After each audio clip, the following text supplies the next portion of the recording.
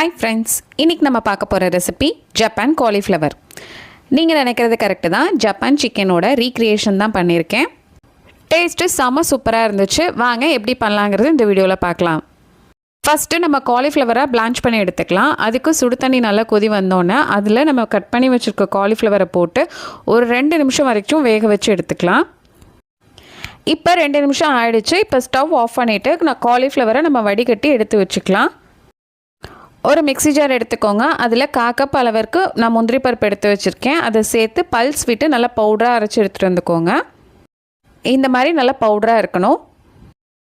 இப்போ ஒரு பவுல் எடுத்துக்கலாம். அதில் 1/2 கப் அளவுக்கு மைதா மாவு, 1/4 கப் அளவுக்கு கார்ன்ஃப்ளவர் மாவு, கொஞ்சோண்டு உப்பு சேர்த்துக்கலாம். அதிலேயே சீரகத்தூள், மிளகுத்தூள் இது ரெண்டுத்தையும் சேர்த்து நம்ம நல்லா மிக்ஸ் பண்ணிக்கலாம். இஞ்சி பூண்டு பேஸ்ட் 1 டீஸ்பூன் சேர்த்துக்கோங்க.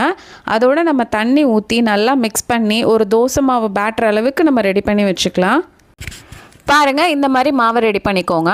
இதில் நம்ம ஆல்ரெடி பிளான்ச் பண்ணி வச்சுருக்கோம்ல காலிஃப்ளவர், அதையும் போட்டு நல்லா மிக்ஸ் பண்ணி விட்டுறலாம். அந்த மாவு எல்லா காலிஃப்ளவர்லையும் படணும், அந்தளவுக்கு மிக்ஸ் பண்ணிக்கோங்க. ஒரு எண்ணெய் சட்டியில் எண்ணெயை ஊற்றி எண்ணெய் நல்லா சூடு வந்தோன்னா நம்ம ரெடி பண்ணி வச்சுருக்கோம்ல காலிஃப்ளவர், அதை போட்டு நம்ம நல்லா ஃப்ரை பண்ணி எடுத்துப்போம். இது நல்லா கோல்டன் ப்ரௌன் கலர் வரணும். அப்போ தான் நல்லா வெந்திருக்குன்னு அர்த்தம். பாருங்கள், இப்போ கலர் நல்லாவே சேஞ்ச் ஆகிடுச்சு. இப்போ நம்ம இதை எடுத்து தனியாக வச்சுக்கலாம். இதே போல் நம்ம எல்லா காலிஃப்ளவரும் ஃப்ரை பண்ணி வச்சுப்போம். மெயின் ஹீரோவான அந்த சாஸ் பண்ண ஆரம்பிச்சிடலாம். கடாயில் 2 டேபிள் ஸ்பூன் அளவுக்கு வெண்ணெய் விட்டுக்கோங்க. பூண்டை இது மாதிரி குட்டியாக நான் கட் பண்ணி வச்சுருக்கேன். அதையும் இதில் சேர்த்து லைட்டாக ஃப்ரை பண்ணிக்கோங்க. பச்சை மிளகா 2 கீரி வச்சுருக்கேன், அதையும் சேர்த்துக்கலாம். இப்போ இதில் நான் 1/4 லிட்டர் அளவுக்கு பால் இதை சேர்த்து பாலை நல்லா கொதிக்க வச்சுக்கலாம். பால் நல்லா கொதி வந்தோன்னே நம்ம ஆல்ரெடி பவுடர் பண்ணி வச்சுருக்கோம்ல முந்திரி பருப்பு, அதை இதில் சேர்த்து நல்லா மிக்ஸ் பண்ணி விட்டுருங்க. இந்த கிரேவி ஓரளவு திக்காகும். அந்த ஸ்டேஜில் நம்ம சுகர் சேர்த்துக்கலாம். காரத்துக்காக நான் ஒயிட் பெப்பர் பவுடர் சேர்த்துருக்கேன். இப்போ இந்த சாஸ்க்கு தேவையான அளவு உப்பு சேர்த்து நல்லா மிக்ஸ் பண்ணி விட்டுருங்க.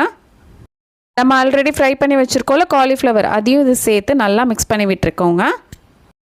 உங்களுக்கு எந்த அளவுக்கு கிரேவி வேணுமோ அந்த அளவுக்கு தண்ணி ஊற்றி அட்ஜஸ்ட் பண்ணிக்கோங்க. இது ஒரு 2 நிமிஷம் நல்லா வேக விட்டிங்கன்னா சூப்பரான ஜப்பான் காலிஃப்ளவர் ரெடி ஆகிடுச்சு. இந்த ரெசிப்பியை கண்டிப்பாக நீங்கள் சூடாக சர்வ் பண்ணுங்கள். அப்போ தான் டேஸ்ட்டு செம்மையாக இருக்கும். புரட்டாசி மாதத்தில் ஏதாவது டிஃப்ரெண்ட்டாக ட்ரை பண்ணணுன்னு நினச்சிங்கன்னா கண்டிப்பாக இந்த ரெசிப்பியை ட்ரை பண்ணி பாருங்கள். அப்படியே இந்த வீடியோவை சப்ஸ்கிரைப் பண்ணி லைக் பண்ணி ஷேர் பண்ணிவிடுங்க.